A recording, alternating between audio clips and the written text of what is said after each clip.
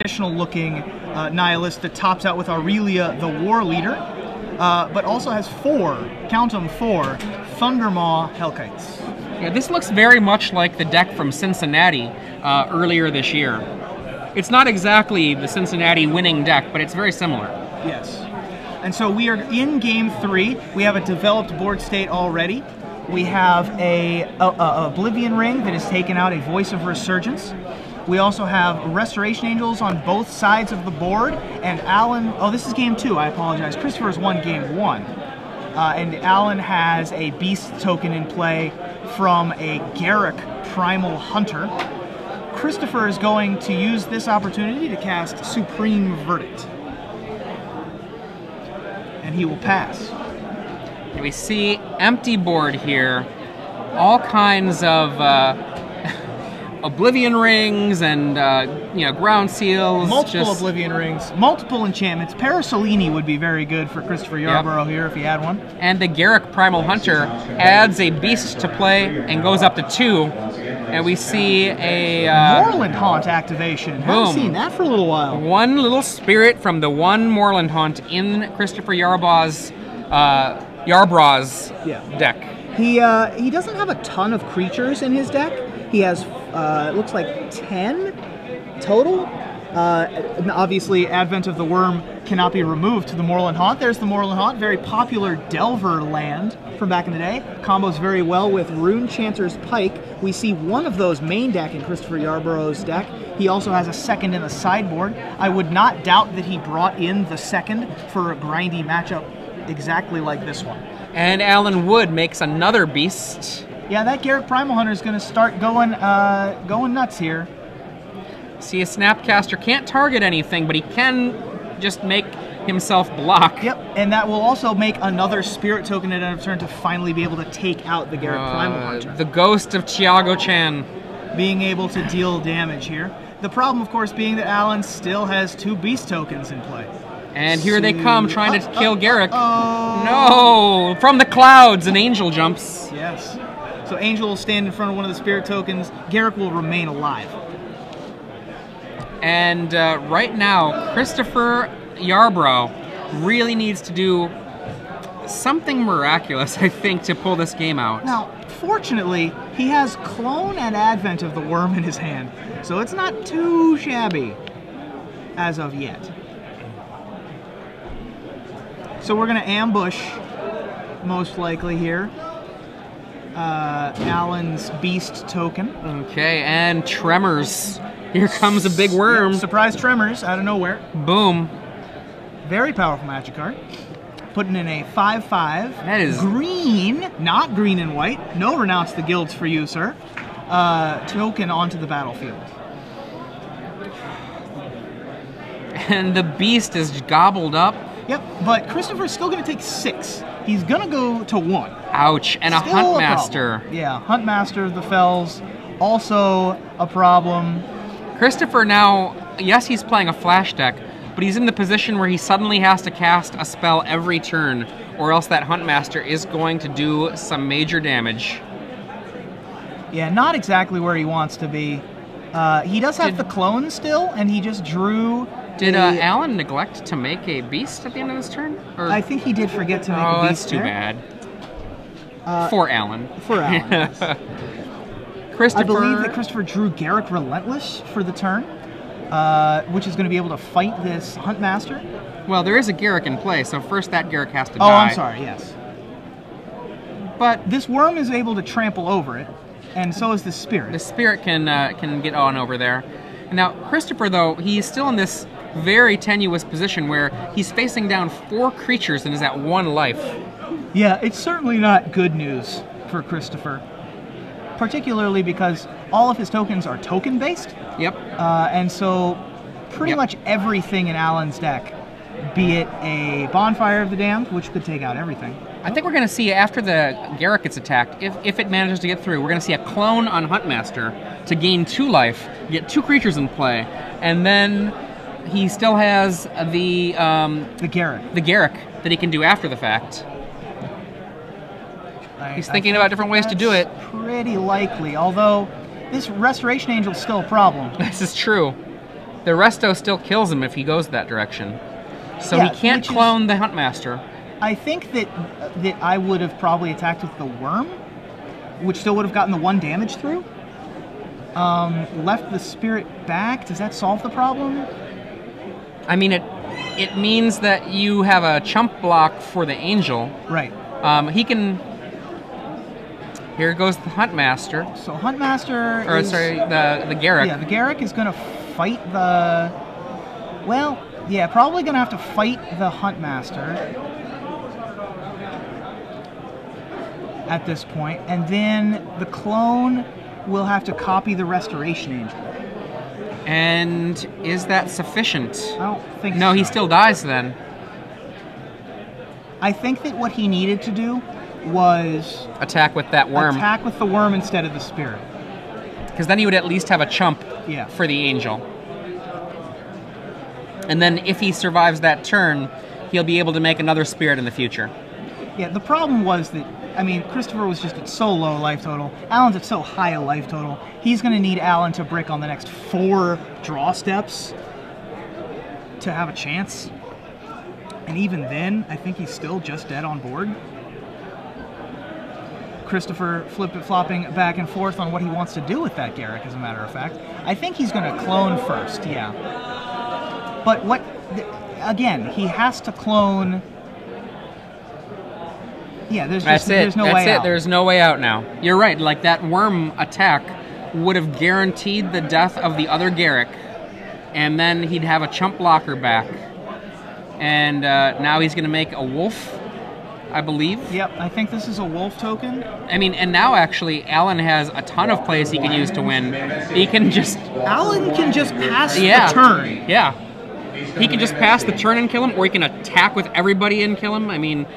Right now, Christopher has F6'd. Yeah. He's at 1 life, and there are 1 more attacker than there is blocker. Yeah, there's... I don't understand why we're still playing Magic. And Christopher also is there empty we go. hand. There we go. On to game 3. We haven't talked about the sideboard. Sideboard-wise, we saw Christopher Yarbrough. He played Supreme Verdict. A Supreme Verdict is a card that he has in his board, so that was boarded in. Clone is also a board card. Those are not main deck cards for him. Garrick Relentless, also a board card. All of these coming in from the sideboard. We haven't seen enough of his play to know what he sideboarded out. Sure. And on Alan's side of the board, we saw Ground Seal in the sideboard coming in. Presumably to shut down the Snapcaster Mage, making extra 5/5s. Those are very, very good against the big Naya deck, of course. He also brought in Oblivion Rings, bringing in the enchantment package out of his sideboard, and that is the extent of what we saw out of his deck. Yeah. What I would anticipate is that he brought in addition to Oblivion Rings and the Ground Seals, what I would anticipate is that he also brought in Trostani, because as you saw, this matchup tends to go long, and being able to out-token your opponent is where you want to be, and he's got populate every turn. So I would certainly expect Trostani to be where he would want to be. I would have taken out Aurelia the War Leader, although I don't personally like that card very much to begin with. I find that card to be bump in the night about half of the time. So 6 mana for 6 damage. So I'm not the right one to be talking to about Aurelia the War Leader. I'll tell you, I literally bought, and I mean literally, 2 Aurelias this morning from the dealers, and I'm thinking about buying 2 more. So I'm on the other side of the bandwagon when it comes to the Aurelias. I am willing to be convinced, especially in a deck that has 4 Thundermaw Hellkites, to be able to really take advantage. It's pretty saucy when you go turn 3 or 4 Thundermaw Hellkite, which this deck can do, followed by turn 4 or 5 Aurelia. Now, obviously, that's a pretty awesome draw, though. I would much rather have the Aurelias in a deck with Advent of the Worm. Just personally. Just like, all right, you've wrathed me. Now take 16. I have done this play. Yeah, I'm sure you have. Yeah, actually, it's nuts. Yeah, it sounds absolutely insane. Yeah, I think that's where I would want to be, but neither of these decks can reason. Well, I guess the Naya deck, I suppose, could support the Advent of the Worm instead of something. I don't know. He would have to switch his mana up a lot. I think that he's sticking with the red base in order to have access to both Boros Reckoner and Thundermaw Hellkite. I mean, I don't know that he'd have to switch it up too much. He does have 4 Farseeks. He's got 12 Shocklands and 6 other green sources. Yeah, I mean, in this format, like, you don't really have to change anything. I mean, his mana is quite good. Oh yeah, absolutely. He's also got 4 Avacyn's Pilgrim in addition to the 4 Farseeks. His mana's fine. Yeah. And so I don't know. I think that I would. That's a play that's just too sweet for me. It's pretty sick. Adrian's pulling out his deck to show me the deck that does this that he has in his No, hands. I'm not. No, I'm not. No, you're not? It doesn't exist. It doesn't do exactly what we were just talking about? Not exactly. Okay, I see what's happened here. So we've shoved the 2 decks on camera together and put them in Adrian's deck box. Other cards to keep into consideration just in case they bring them in, or if you folks at home know more about the matchup, perhaps you know that they've brought these cards in instead. There are 2 Assemble the Legions in Alan's sideboard. Those are enormous in more control matchups. I would not anticipate them here.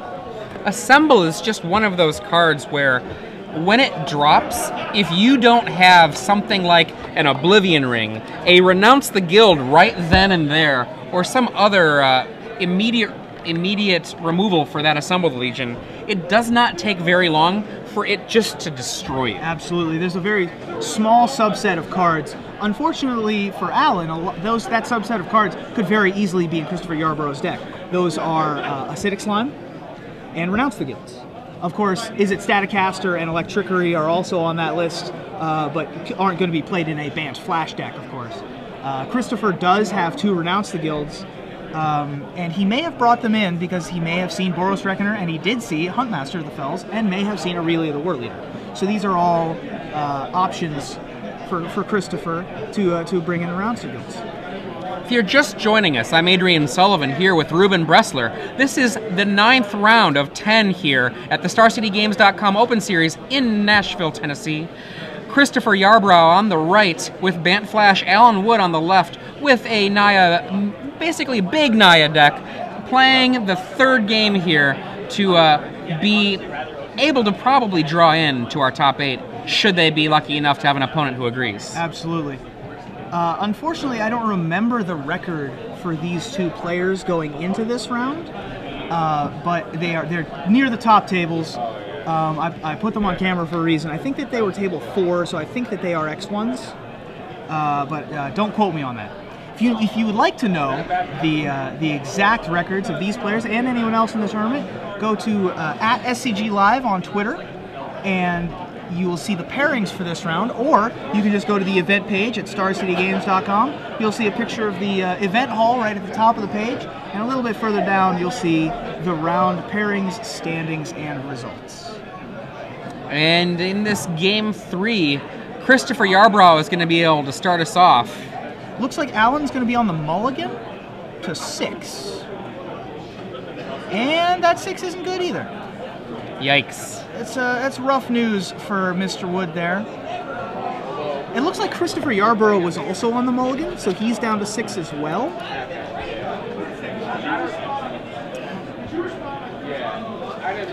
Now, looking at these decks on paper, Bant Flash has some incredibly powerful cards to be able to fight this matchup. I mean, we saw the power of that Advent of the Worm almost turning the game around. You know, the Moorland Haunt, Restoration Angel is in his deck. There's lots of tricky things that he can do, but that one moment where he chose to attack with the Spirit rather than the Worm, it just didn't end up working. That's a tough one to spot. I'm not even sure he could have survived had he done that. And it would have opened up one path for him. It would have opened up one path, as opposed to the none he ended up having. And turn 1, Thought Scour, milling Alan, taking out a Ground Seal and a Restoration Angel. Those aren't bad ones. Now, Christopher lays a Temple Guard and says go. Here we're going to see a Farseek from Alan Wood, trying to get back into the game with a little bit of mana acceleration, perhaps not card advantage, on the Maul down to 5. Christopher did indeed bring in Renounce the Guilds. He has a copy in his hand. He's going to leave up 2 mana, being able to cast it should he so choose. Now, Renounce the Guild can actually hit a metric ton of cards from Alan Wood's deck. And it's Boros Reckoner, it can hit Huntmaster of the Fells, at least, Loxodon Smiter, Aurelia. It can hit, if Assemble was brought in, it can hit that. There's a lot of cards. I think I see Assemble in Alan's hand. So that is definitely going to be a target. Alan's going to end of turn a Restoration Angel after Christopher plays land and passes. Alan, let's see how aggressive Alan wants to play this, if he wants to just run out the Assemble the Legion here. Although I don't think he has a 5th land, so never mind. We see a Pilgrim. A Pilgrim. And end of turn Worm. 5/5 ain't no joke. Yep, get the party started here. Boom, take 5. In comes the 5/5. It looks like Celestia Charm's going to take out the Worm. And goodbye, Worm. RFG'd it is. 5th land available from Christopher. Lays a Temple Garden. Says go. Interesting that Christopher decided to use, and I say interesting in that it actually is interesting. I don't say that it's bad, I don't say that it's good. I'm saying that it's actually interesting. Perhaps he needed to find a new land.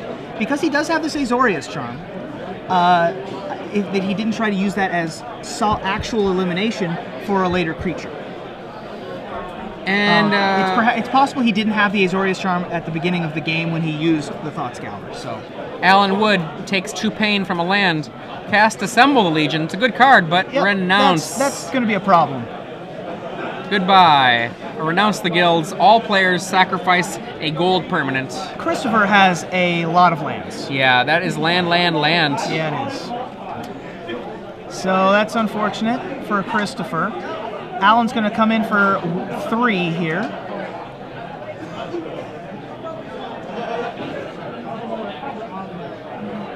Leaving up the Avacyn's Pilgrim just in case. Another land right off the top. That's right. This game we have, looks like 10 lands and 4 spells for Christopher Yarbrough. Is that a pair of Oblivion Rings in Alan Wood's hand? It is. So Christopher is looking for Supreme Verdict here, or Moorland Haunt. That's not going to do anything. He doesn't have any creatures. Boo. Christopher is going to go to 2 now. Alan could have killed Christopher had he attacked with Avacyn's Pilgrim twice. And Christopher now has a Restoration Angel in his hand, so he can surprise block. From the clouds. And with Alan's land, O-Ring, that's just a expensive fog. Although it does get an O-Ring out of his hand. Okay. See how Christopher did here. Was that an... I can't tell. Azorius Charm? Might be. Or is that land? I can't tell what it is. He's Alan drew another Assemble the Legion, by the way. Is that a Simic? Oh no, it's an Azorius Charm. Okay. On top. Yep. But here's an Assemble the Legion, and that's going to start getting out of hand quickly. Drawing both Assemble the Legions in the matchup where your opponent is mana flooded. Is that a Rewind? Yeah, Rewind is not very good. There we go. Christopher Yarbrough taken down by Alan Wood. The big Naya deck, overwhelming Bant Flash. Bant Flash flooding out really hard there. Yeah, that was pretty unfortunate. That deck doesn't even run that many lands. Only has about, well, let's count. Looks like 10, 18...